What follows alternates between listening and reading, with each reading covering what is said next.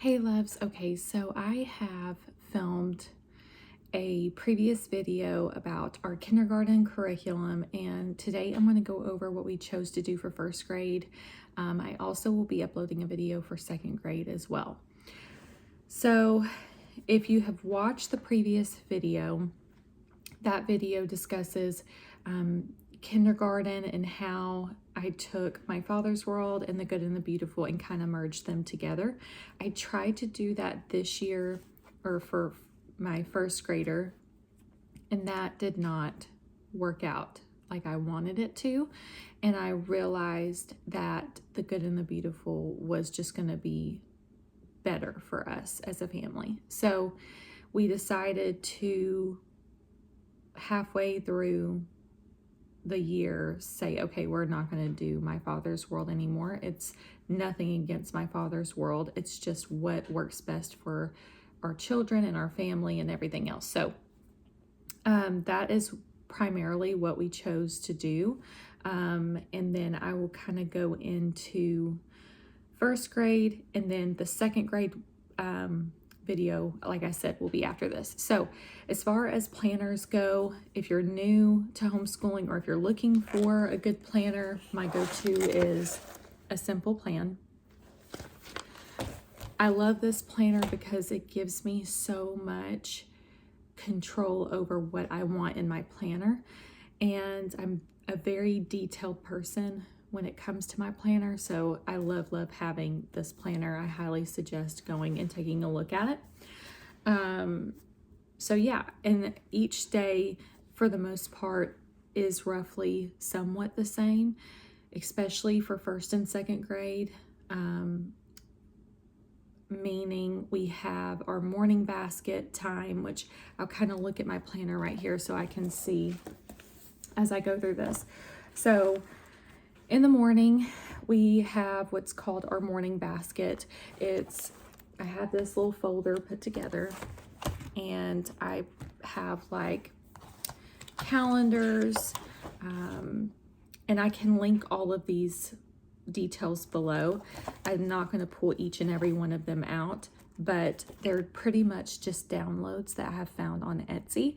These are like how to trace their name, monthly calendars, days of the week, ABCs, 1, 2, 3s, and phone numbers and things like that. And I download them off of Etsy, and I've put them in a folder, and this is what they do first thing. It's just a refresher for them. And then afterwards, I do a bit of handwriting. The Good and the Beautiful has really good handwriting books, and so I'll show you. This is the one, I believe, for level 1, and this is what my first grader currently does.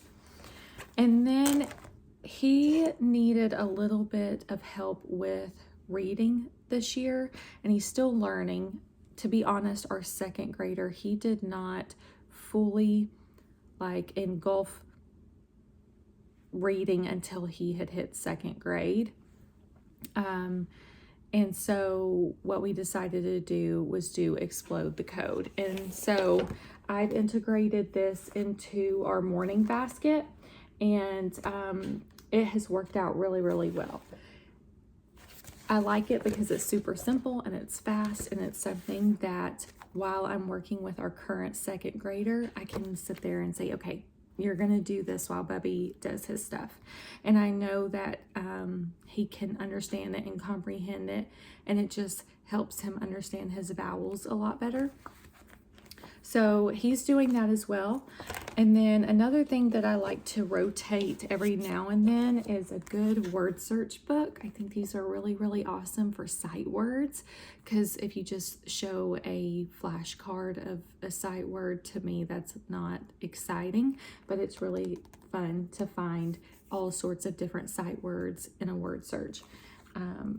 So we've done these, and we rotate those books throughout the week. And then after our handwriting is usually when we jump right into reading. For first grade, we chose to continue doing nature readers through Good and the Beautiful. This is my second nature reader.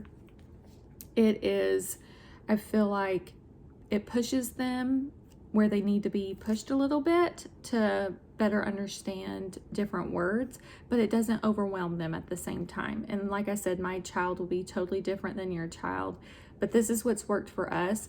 And we usually will read through this twice within the school year. And it's really fun for them to go back through and remember the stories that they read before. So after their handwriting, I usually have them read. And then after that is when we go into math. Now, the Good and the Beautiful's math, I absolutely love. I love everything about it. I think it's a really, really great way for children to learn not just math, but many different topics. So you have art, you have a little bit of history in there. There's just so many things kind of intertwined with it. And so if you go with the Good and the Beautiful, you're going to get a math box. Our boys love the math box. I have math box 1 and math box 2, and I would show you what's in here, but we have merged both of them together, so I don't want to confuse you and you think, oh, I got the wrong one. So, but we do have math box 1 for first grade math. And then the math book looks like this for the Good and Beautiful. So, like I said, it's very short and sweet. I love that it kind of goes over new pieces each day, but then it always goes back and it has them redo everything they've already learned. So it just keeps it constantly fresh in their mind. And so we love the Good and the Beautiful math. And then after math, depending on the day, is our extracurricular. So on Mondays, we have piano, and we do online piano classes through Hoffman Academy. If you have not heard of Hoffman Academy, I highly, highly suggest looking into them. They offer free programs and paid programs. So this way, every child, adult, whoever wants to learn piano, you can. So, which is really, really awesome. So I'll link a link below for you guys to take a look at that. And the boys have really enjoyed learning piano. That is our extracurricular for Monday. For Tuesday, we do the Good and the Beautiful science curriculum. They do have different ones. I believe the one that we have is the plant-based one. It's all about plants and outdoor stuff. And then on Wednesdays, we do typing with Good and the Beautiful, which I'll get into that in the next video because that's just for our second grader. But our first grader, while he types, we do art lessons. I've purchased numerous art books online. And if you guys want to know what those are, I can link those below as well so you can take a look at them. Our first grader is really, really into art. So I just want to make sure that I'm filling everyone's cup, and we make art very fun and exciting. So that's Wednesdays. And then Thursday, we have geography. We use Beautiful Feet curriculum for geography. I've been really impressed with it.